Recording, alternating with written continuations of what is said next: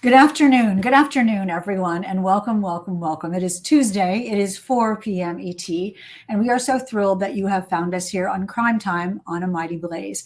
I'm your host, Hank Phillippi Ryan, the USA Today bestselling author of 15 going on 16 novels of suspense. Thank you. I sent in book 16 yesterday. Oh yeah, At amazing. 10:03 a.m. I that moment that you hit send, that is amazing. Best moment. Hello, everyone. Hello, Golden Knights fan, and hello, Emily, and hello, Sherry, and Katie, and Kim. Hello, everyone. So glad that you came here today because I am so delighted and so honored to introduce to you Nicola Yoon, who's she's a New York Times bestselling author of young adult books, but her first adult fiction just came out a couple of weeks ago. I read, thank you, it's beautiful. Katie's in Italy. Welcome, welcome, welcome. Katie, you're so great to come, but if this is going to be worthwhile, completely worthwhile. I read it early on, you all, and I have to say, this book has not left my mind since I finished it. I look at the world in a different way now. It's kind of interesting to think about in big Wow. picture and in little picture. The world has changed for me because of this book. It is ridiculously suspenseful and shockingly surprising, and it's heartbreaking. I mean, I was crying and breathtaking at the same time, gaspingly unique. Don't take my word for it if you don't want to. Kirkus, Publishers Weekly, and Booklist all gave it starred reviews. That is like impossible to. So that means this is good, good, good, good, good, no matter who you are. And I'll stop babbling to say I saw Nicola on Seth Meyers the other night with Eddie Murphy. Oh my dear, what was that like? Oh my God. Well, first of all, Hank, thank you for that introduction. I honestly have never had that fabulous an introduction in my whole life. Um, but Seth Meyers was incredible. I did not get to meet Eddie Murphy, but Mr. Myers was like lovely and like totally reads the books. And I tried to convince him a little bit to start his own book club. Authors, you know this, we write in our little offices, we write in our caves, and then getting to go out into the world and meet people and talk about something that's you're passionate about, and something that you hope does something in the world, like it's the greatest experience. So like I have like cue cards from the show. I'm totally framing those. I have like a handwritten note which I'm also going to frame. Well, Like he has cue cards that he's reading. he does, he uses cue With cards that like, old-fashioned cue card handwriting. yeah, old school, and like the handwriting is the neatest handwriting I've ever seen. Yes. But I'm gonna frame it and put it in my office, so when I'm in the middle of writing my next book and it feels impossible and I'm miserable, I can look up and say I was once on TV with And Seth you will be. Meyers. I mean, you were he two more things about this, and then Yep. we'll go on to talk. We're here today, you all, to talk about One of Our Kind, which you do not want to miss. You do not want to miss this book. And the author Nicola Yoon was just on Seth Meyers, so we're rehashing that today. How cool that is. Two things about that. One is he seemed genuinely enthusiastic and supportive of the book. How did it feel to you? I mean, I absolutely. So he is definitely a reader. I mean, I talked to the producer beforehand, and so he does read the books when he has authors on, and only brings on people he likes. So, I mean, that was really great in the first place. And then, like he's so easy to talk to. He's just got that thing, some people you meet and they sort of lean in and they're paying attention and they make that eye contact and you're like, "Oh, you're right here with me." And Oh, so like I was super nervous before, but once I got on stage with him and I was talking to him, I was like, "Oh, I'm just talking to another person, like someone who's interested in the world," and it was fine. It was great. that is fascinating because now that you talk about this, I could see him listening to you. He wasn't just waiting to ask you the next question, he was hearing you. Yeah, he really was, and I was, like, trying to listen to him too, because the thing is you walk in, right, and there's this entire studio audience, and you have to ignore that. I mean, if you're me, I could not pay attention to that, but I could pay attention to another person that I was trying to have a real connection with, right? So, and I think that he was trying to just talk too about, about a book. And so it made it really just lovely, actually. I have to ask you, this is such a silly question, but I've always wondered what it would feel like to come out from behind that curtain onto the stage with the late show host there at the desk. What do you can you even remember that, or was it just all? So I walked out. First of all, you're behind like this screen, and they're like monitors and producers, and it's like very, 3, 2, 1, time to go. And I was just making sure not to fall. I glanced at the audience and I was like, oh no, that's a mistake. Do not look at them because then I'll freak out. So then I looked at him instead. And he's a really good hugger. So we hugged. And then I just sat down and then just talked to a person. And you looked so happy. You did not look nervous. You just looked superly happy. We'll stop talking about this, but it was just so cool, and you were so great, and that is such Oh, thank you, a thank you, big thank you. deal. And what wonderful exposure too for one of our kind, people who might not have ever heard of it, although how you can avoid it, might not have ever heard of it, connected with it, and I'm sure that was a wonderful feeling. Let me tell you quickly, welcome to A Mighty Blaze. I see Katie and I see Shannon Hansen and Emily and Sherry Steuben saying, I love your hair. She says, very cool. Susie Baldwin is here. Hi, ladies. And welcome you all to Crime Time. If you are new to Crime Time and A Mighty Blaze, let me quickly tell you that it was formed 4 years ago at the beginning of the pandemic. We are not over that, but we persevere. At the beginning of the pandemic by Jenna Blum and Caroline Levitt, such a powerhouse duo, to keep us talking about new books and discovering new books and meeting our favorite readers and discovering favorite authors too, and discovering our favorite authors, new favorite authors, and just keeping the book community talking and together and discovering new books. And that is what we have been doing for such a long time, and we continue to go on. Let me tell you a little bit about our, I almost said main character. You're a writer hazard right there. Our author for today, Nicola Yoon, is the #1 New York Times bestselling author of Instructions for Dancing, Everything and Everything, Everything, Everything. The Sun is Also a Star, and co-author of Blackout and Whiteout. She is a National Book Award finalist, a Michael L. Prince Honor Book recipient, a Coretta Scott King New Talent Award winner, and the first Black woman to hit #1 on the New York Times Young Adult bestseller list. That is so cool. 2 of her novels have also been made into major motion pictures. She's also the co-publisher of Joy Revolution, a Random House young adult imprint dedicated to love stories starring people of color. She grew up in Jamaica and Brooklyn and lives in Los Angeles with her husband, the novelist David Yoon, who is, please give him our love. He is also fabulous. Yeah, I will absolutely. He wrote City of Orange, I think was his last book, yes. which was absolutely fantastic. And I have interviewed him, and he is a genius. So he really is, right? So much smarter than his wife. We will not go there, but I want to talk with you about him in a bit. But first, let's talk about one of our kind. Let me remind you all that one lucky winner will win a copy of One of Our Kind. So all you have to do is leave a question or leave a comment or just general applause and approval for Nicola, and you will be entered to win One of Our Kind. We will spin the wheel of fun at the end of the show. I keep covering up your name. I don't want to do that. We will spin the wheel of fun at the end of the show, and one of you will win this novel. So tell us a little bit, and we'll be careful. Tell us a little bit about what this book is. Right. So it's been so hard to talk about it because, there's a twist. It's a thriller. So I've been pitching it as Get Out meets the Stepford Wives.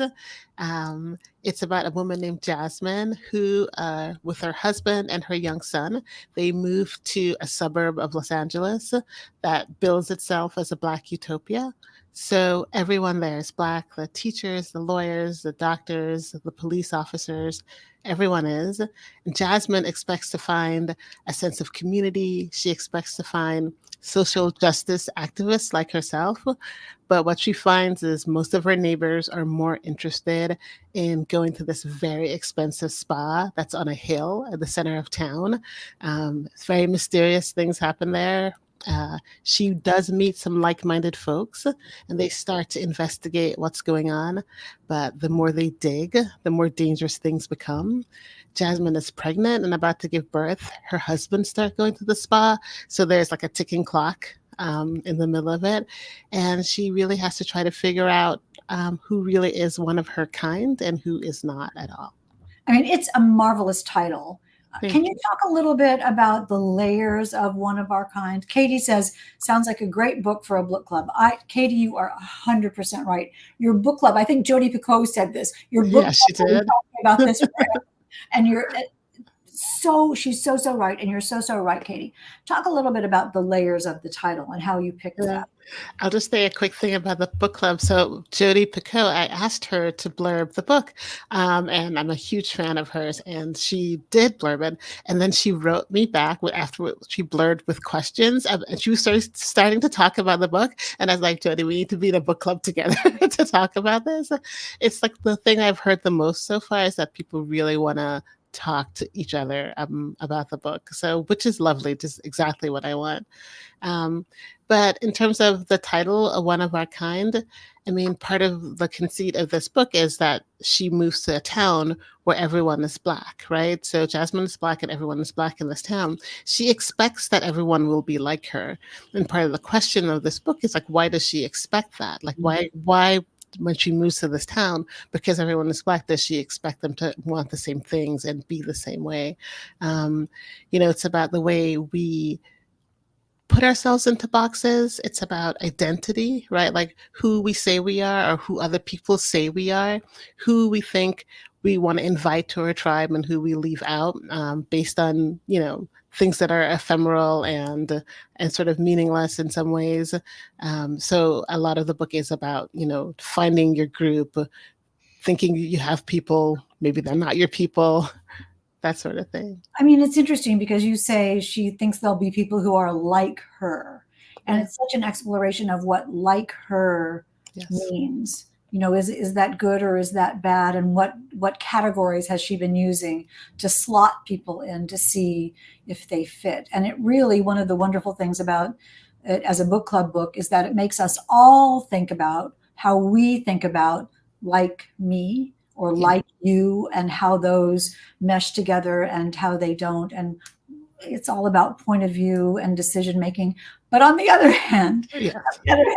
it's we're all readers and we all know when you say utopia, any kind of utopia, that isn't going to work. Right. Especially when you say Stepford Wives meets Get Out, we know like don't move there. So you take us on Jasmine's journey and the place that they move to, Liberty, Yeah. careful with names, is so gorgeous and so seemingly wonderful in every way. What was it? How did Liberty grow in your mind?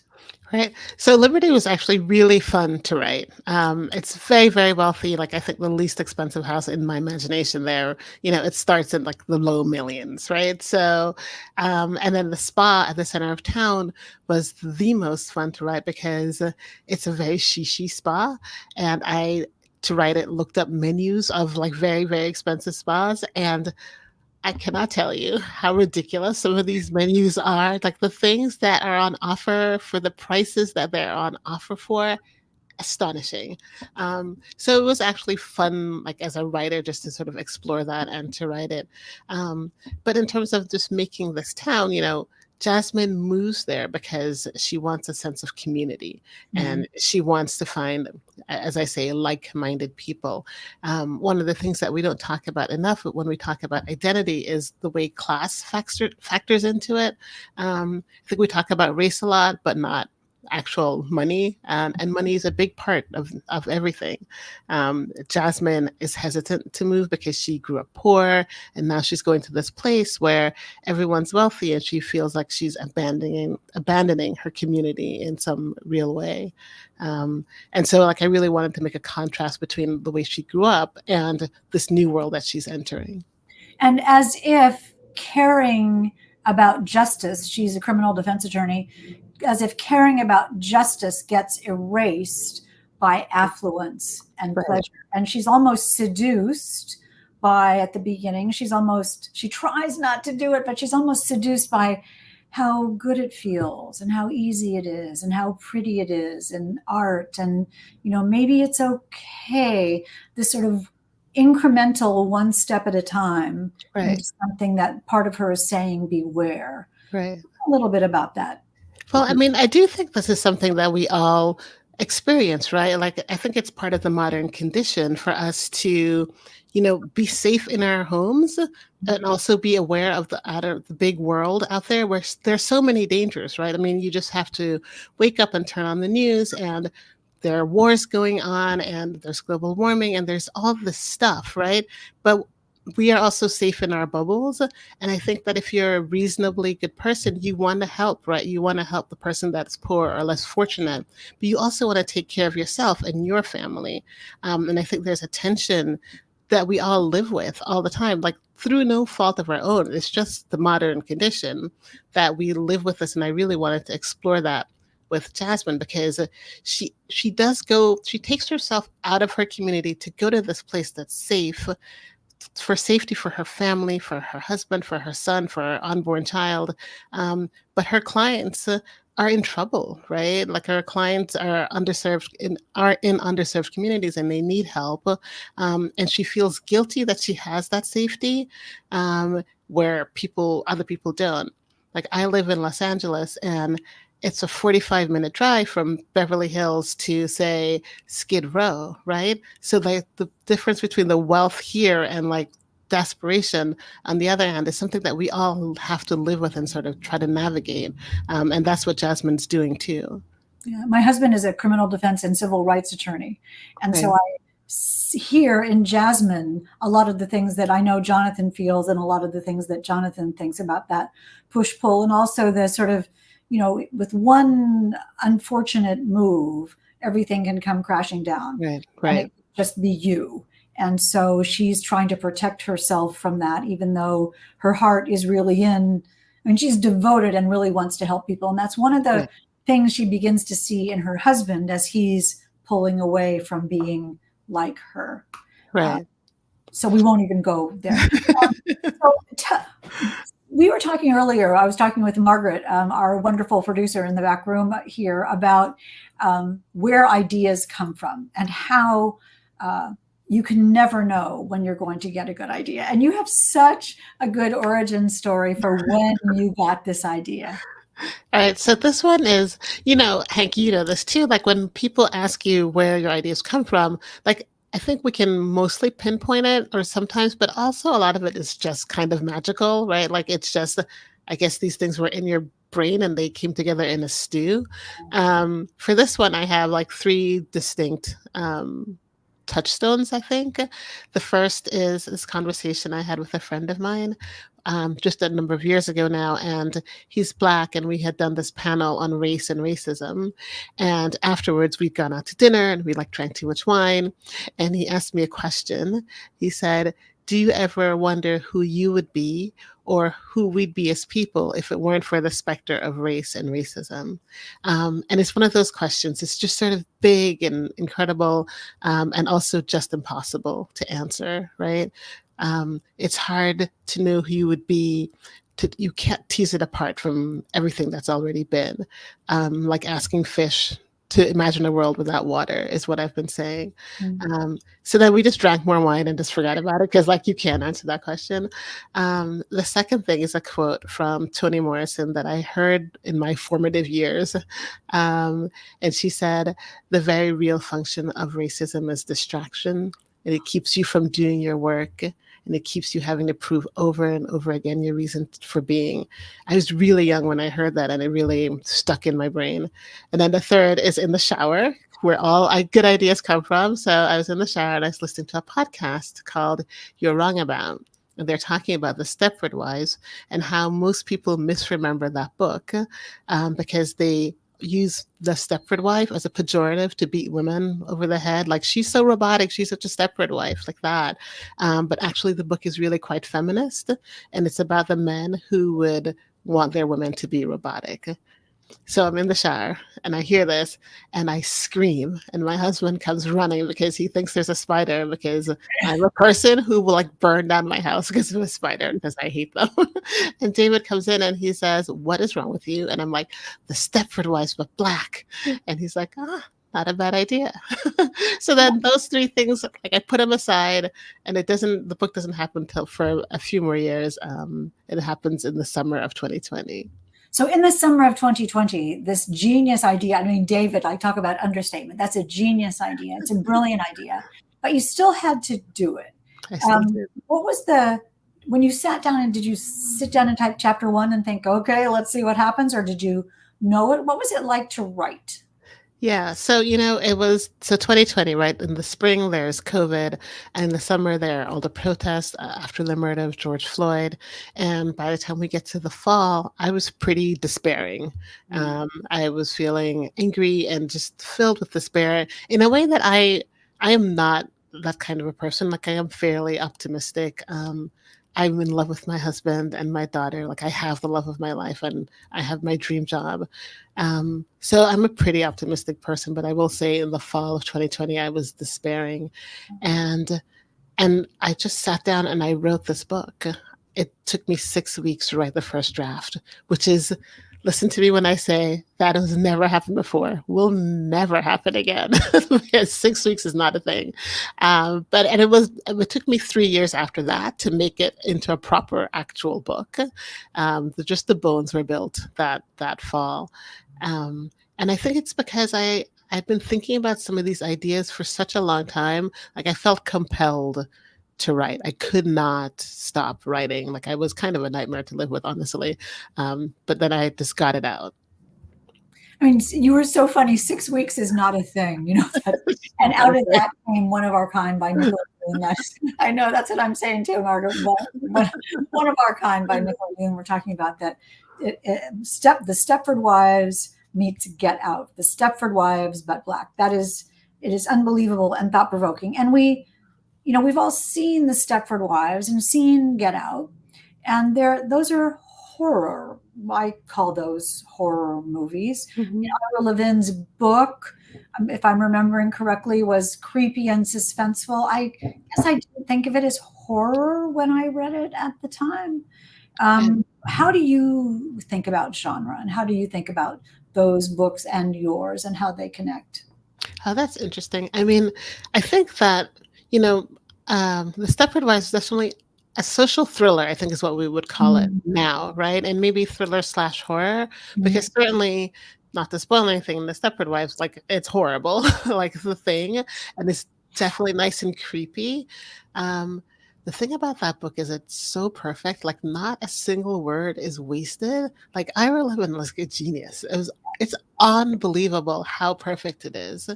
And so, but it pulls you in. I love a book that will pull you in and have something to say, but also keep you up all night. Right. And so, like, and you can't get it out of your head, and you're thinking about it, and you're calling your friends, and you're texting, and you're going, what is going on? And you're revealing yourself to yourself because you're having so many thoughts. And I think Get Out did that too. There's another book called The School for Good Mothers that I read a few years ago, which is also just incredible in that way. It just pulls you in and makes you think about, it's like an onion that you're peeling, like, over the weeks after you've read it. But I'm also quite shallow. So, like, I like a book that will keep me up all night. But it's interesting because when you read a book like that, like The Stepford Wives, or like we're talking about One of Our Kind by Nicola Yoon, and you were saying it makes you understand yourself better. But in Stepford Wives, you were referring to that there's not a wasted word. Mm-hmm. And one of the things that about both of those books, is that there's not a wasted word, and every word, it does more work than just the word. And there are clues everywhere. And this is one of those books that if you read it again, it would really hold up. And you would see all of the things that you put in that lead us to where it goes that we wouldn't pick up on, and except sort of subconsciously. Right. If I just ask this in the silliest way, but how did you do that? And how did you think about those layers? And when did all that get layered in? Right.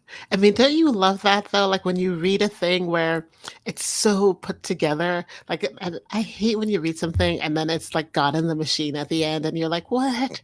Or you feel like the rug has been pulled out from under you. Like, I cannot take it. Like when it's like, oh, Martians. You're like, no, you're like, no, you never hinted at Martians. Nothing. No. But I love when you reread something and you go, oh, I just missed it. I just missed it. So, I mean, I will say that it was very hard, right? Because these things don't happen anyway for me on the first draft, right? It is a process of revising and revising again, and layering it in because I don't know all the places I'm missing Yeah. hints and like clues and all that stuff on the first time. And so I revised this book an insane, like maybe a million times, just like a crazy amount of times. I say this all the time, but like the reason I have a career is not because I'm good at first drafting. It really is because I'm good at revising. And when I say good, I mean I'm just tenacious. Like I will revise a million times. I will just do it again and again and again because what I need is to earn the ending, right? Like I need for the reader to really believe me when you get there. Like I want you to believe the motivations. I want you to feel for these characters. I want you to believe that there was no other way for this to end. And so like I really will hold on and just revise it a million times to get there. Well, two things about that. One is I love revising. Could revise forever. I love it. I think of it as like a treasure hunt that you're looking for the jewels and you're looking for the ways to make, to make rocks into jewels. And often so many things, knock on wood, are there. You just haven't really mined them Yeah. as much as you Oh, possibly. I love that. That's a really great way of putting it. And it's fun. It makes it really, Yeah. really fun. Yeah. But you were alluding to characters, and I want to read you all something that the New York Times said in this rave review for One of Our Kind. Says the New York Times says the affection and care she has for all her characters and the reasons that have taken them to liberty deepen the novel's stakes and heighten its characters. And I love how you let us know their backgrounds. Can you talk a little bit about how you felt when you read that rave and how much care you took with the characters? Yeah, I mean, getting a New York Times review could be good and also terrible, right? So when I got the email from like my publicist, she's like, "It's good, it's okay, you can read it." She just knew immediately to tell me that Yeah. it was okay to read. Um, sorry. And it was a lovely thing. I mean, in fiction, you have to care about your characters. It can't Mhm. just be about the ideas.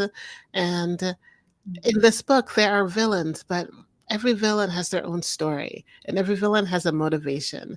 And I really needed everyone to care about all the people and understand why they did all the things, especially in a book like this. And we cannot give away the twist and the ending and all of this stuff, but everyone has a point of view in this world, and everyone, for the most part, thinks they're doing the right thing. And you could go down a terrible path thinking that, but I really wanted everyone to understand how we got from point A to point B. And I love how you handled it structurally. I'll let you all find out how Nicola did it in the novel, but structurally it works beautifully. We'll go to we'll think we know a certain person, then we find out something and we say, oh, now I see. And then you go on and you do it so wonderfully.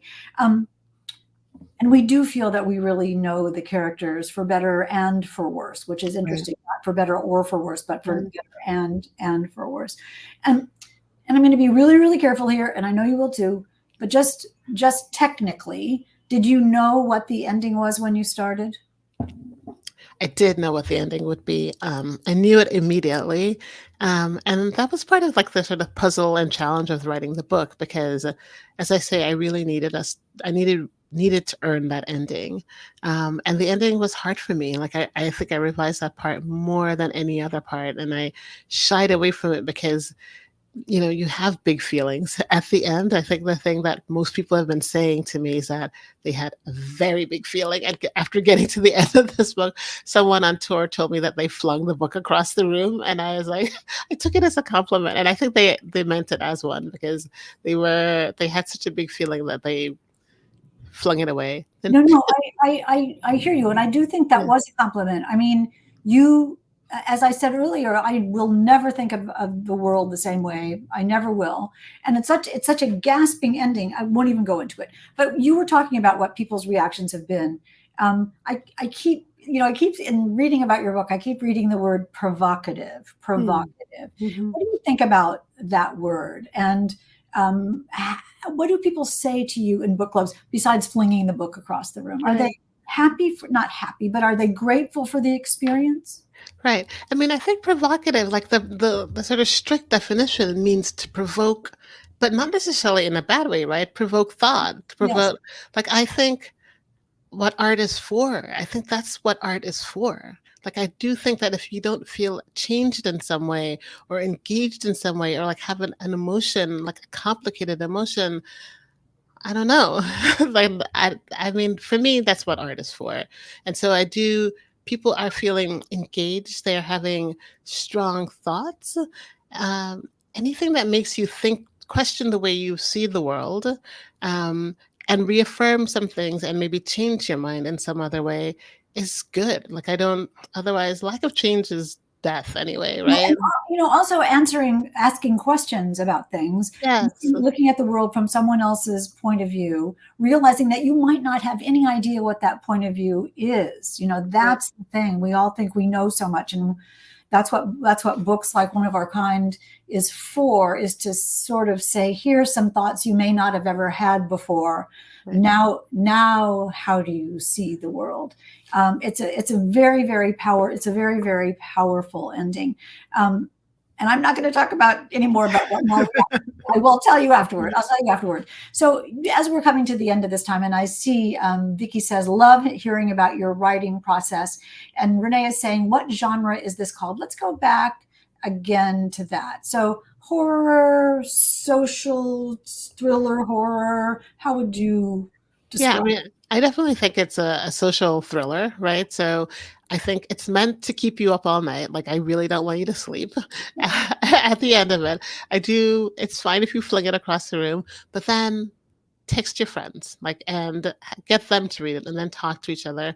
Um, More than any other book, the thing I really want for this one is for us to talk to each other with like a sense of grace, right? Because the thing that I think is missing from our sort of national discourse about race is that sense of grace. I think that we are assuming the worst of each other, and I think that's just not true.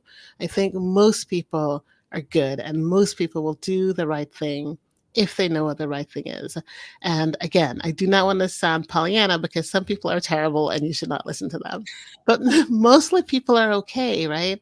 And I think that the only way anything changes is when you and I are in a room making a real connection and talking to each other and really listening and assuming that the other person means well. Like I have made mistakes with my friends of like different backgrounds and they have corrected me and moved on. They know I love them. They know it's just a mistake and they assume the best of me. And similarly, people have made mistakes with me, and I'm like, it's fine. Just don't do it again, and everything's okay. And then we move on. Like otherwise, nothing changes, and we lose each other. And what a tragedy that is to lose people because of a misunderstanding or because we're not leaning in and asking questions and really being empathetic with each other and really just assuming the best in each other.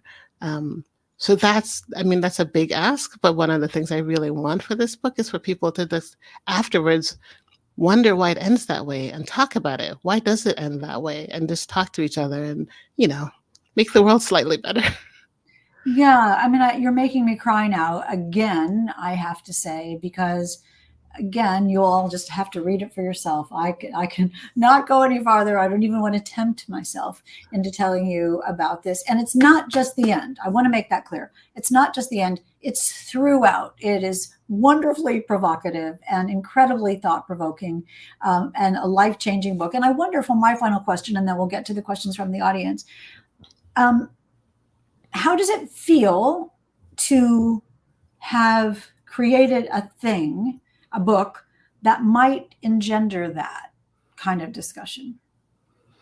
Um, I mean, it feels both great and also slightly terrifying, if I'm being honest, right? Because I mean, and Hank, you know this too. Like one of the things about being a writer is that sometimes you're misunderstood, right?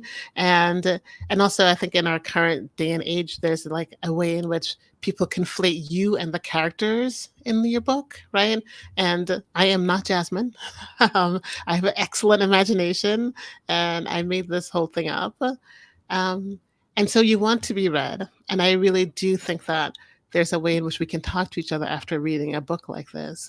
But it's also, I'm just a girl too, right? Like I have a kid and a husband, and we go to the grocery store, and sometimes people misinterpret you or they read you ungenerously, and it's just part and parcel of having this job. And so I am glad it's in the world. I really needed to write this book. But also, I'm slightly terrified.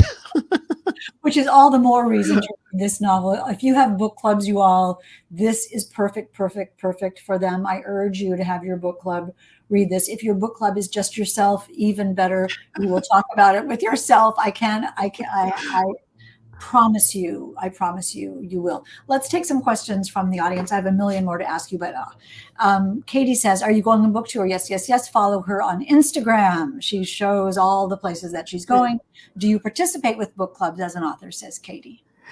So this is interesting that you're asking me this, because I just got back from book tour and I'll be doing another thing in the fall. But one of the things that people who had read the book have said is that, oh my God, let's have a book club. Can you come back and do this after we get to the end? And so I'm trying to work something out where I maybe go to some book clubs and after people have gone to the end, and so we can have a spoiler-filled discussion. Because again, more than any other book, I feel like this is the one where people really want to talk about the end, especially with the author. And I honestly love having those discussions, so I think I will try to do something. Invite me. I would love to come be a fly on the wall in one of those book clubs. I would Hank, love to talk with someone about the end. I would love to do one with you, Hank, actually. That would be Yeah. great. Sold. We are doing it. Yeah. Sherry, hey Sherry says, seriously, where did the characters' names come from? How do you pick them? I wish I could say it was a special method for picking the names, but I just test out. So I like the way words sound. I read a lot of poetry. I just test out syllables and sounds in my head until I'm like, Jasmine and King sound nice together, and that's it. There's nothing. There's secret sauce there. But the names are quite meaningful. Who has what name as the book progresses Right.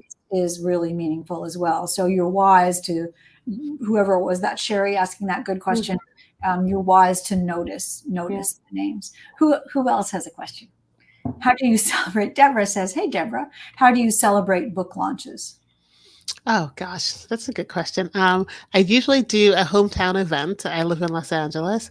I always make book cookies, so I get a bakery to make them. So we had book cupcakes and book cookies for the launch event, and gave it to the audience. The covers? Well, with the covers, yeah. And I always go to the bookstore with my husband and little girl, and we look at it, and we have a cuddle, and then usually I'm off on tour for 2 weeks, so then I don't get to see them again. And does your husband's an author too, an acclaimed author? Yeah. Do you celebrate? I mean, what is it like to be two celebrated authors together? Well, so David and I met in graduate school, actually. And so the first way I know him is as a writer. Part of the reason I fell in love with him is because he's such an excellent writer, because I read his short stories and I was like, who is this boy? And also he's so cute. So we don't know each other. That is one of the main ways. So he reads my first drafts. He hears all my ideas first, and similarly I hear all his first and read his first drafts, and we're always talking about stories at lunch, and just we are a story factory. And our little girl now, she's doomed because she's such a little storyteller. She's just absolutely 100% going to be some sort of artist. We can't stop her. It's a real problem. Lucky girl. That is great. What a lucky girl she is. Absolutely so. Sherry said, do you have a shower notepad? I don't. I just scream at my husband. You need a shower notepad. Those are cool. That's a great idea, Sherry. I have one. Wait, you're not kidding. That is, no, it exists? It sticks with suction cups on the tile of the shower or the wall. And the paper is waterproof. I'm writing on it now. The paper is waterproof and the pencil is something. And you can write in the water. And it really works. It is not, and it doesn't run or drip or, have little drips. It just works. It's amazing. I am so buying one. That's amazing. When Mighty Blaze, this is Margaret, says, check out Right in the Rain paper. She says it's a Portland staple. She lives in Orlando. Yeah. Well, thank you. I will. I always worried that when I first had mine, that it would mean that I wouldn't have any ideas in the shower. It was like preparing for the thing. Right. Yeah. Happen. Totally wrong. Yeah. I was so much, because sometimes, and this is just like off the wall, you all, but sometimes you get this idea and you think, if I don't write this down right now, I say it out loud so it keeps exactly the same words, because the littlest bit of change is going to ruin it. Yes. Anyway, something about writing, like I read about this recently, like something about writing makes it stick in your head better too. So like the act of writing it down actually makes a huge difference with memory. I so agree. I wish there was a way to mind meld your thoughts to the paper. So that writing wouldn't have to be between. This is the greatest dream of every writer I've ever read. Dennis Lehane used to talk about, this is so silly, y'all. Dennis Lehane used to talk about that he would worry and think about his book so much that when he got home, he was surprised that there weren't more words printed in his Microsoft manuscript, because he had thought about it so much it had to be there. One more question. I'm yammering, you all forgive me. Will you be writing, hi Randy, will you be writing more adult books, or will you return to YA? Okay, so I'm actually on deadline for my next young adult, which will be out in 2026. And then I do have another idea for another adult book. So absolutely. This is my dream job. I just want to keep doing both, like just writing books for you all. So yeah, I'm going to do both of them. That's fantastic. One last question. Thank you, Randy. We're glad you're here today. Randy is with Barnes & Noble, so it is wonderful for him to be here. We rely on that. One more question, Margaret. Do we have one more question? Beverly, let's see. Emily says, did you need to change the ending? But you knew it, right? No, I knew it right away, so I did not change. I did consider, because I had a fabulous editor, and the way she would edit was to send me edit letters with just questions. And so I considered whether or not I wanted to keep the ending, and it just confirmed to me that I really did want to keep it. Yeah. And someone was asking, it went away really quickly. Shannon says, hey, Shannon says, did you have a say in the cover? Love the colors. Look behind her on the wall. Yeah, I do have a say in the cover. It's not like I don't design them, but certainly if I think something is terrible, like they will not do it. Right. This went through a lot of rounds, surprisingly, but I really love where we ended up, because it's beautiful and colorful, and also has that creepy eye. Like, and if you go to my Instagram page, there's a cover reveal where the eye opens. Oh, and it's really, really creepy. It's great.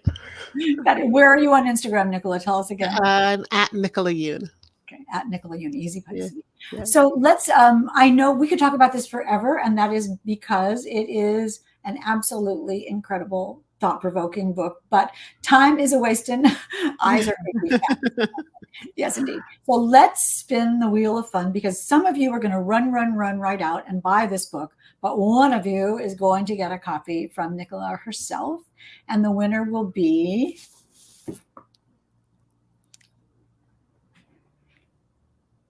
Kim Rutter. That's great. I love this, Kim. I love that you love one. Kim is a stalwart fan of Crime Time, and it is marvelous to see that. We love you who are veterans of Crime Time. We love you when you are new. Today's winner is Kim Rutter, and you will get some email about where to email me, and I will email the executive producer, who will email Nicola's publisher, and then you will get the book. And you will be very happy about that. The rest of you run and get One of Our Kind by Nicola Yoon, and then email me, because I want to talk to you.